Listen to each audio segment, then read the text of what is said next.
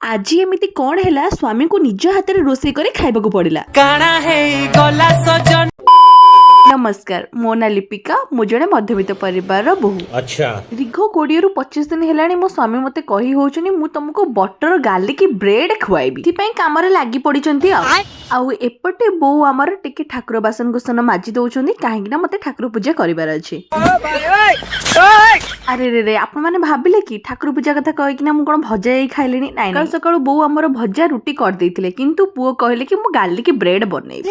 हो हो छाडंतु खाइबा लोभटा टिके साइड रे रखी ना चलतु एबे जिबा ठाकुर पूजा टिके करदबा। पूजा सरू सरू मते एते जोरे भोक कला मु स्वामी कर स्पेशल आइटम को बिल्कुल अपेक्षा करि पालेनी गोटे ब्रेड आनी खाइ देली। चलतु स्वामी आज मोर एते परिश्रम करछि ताको टिके सहाय्य करबा। आपण माने मो कथारे केते मात्रा रे एग्री करिवे सेटा तो मु जानिनी किंतु मते बहुत भल लागे जेतेबेले स्वामी केतेबेले का भा केतेबेले जदि किछि स्पेशल जिंस बनांती आ कहंती कि आज मु एटा बनेबी आज तमे खाइ कि टेस्ट करियो मते से जिंसटा बहुत भल लागे। आउ मु चाहेबी एमिति समस्त स्वामी करबा दरकार जो मानक स्वामी करू नांती दया करी मोर ए वीडियो टी तांका स्वामी को देखांतु बा सांग साथी भितर शेयर करंतु। ब्रैकेट रे जदी आपनका स्वामी दूर रे अछंती ताहाले वीडियो टी तांको शेयर करंतु। अरे बुझी पालेनी बोधे जेबे घर को आसीबे तेबे पुनी बने की खाइबा को देबे ना आपनको।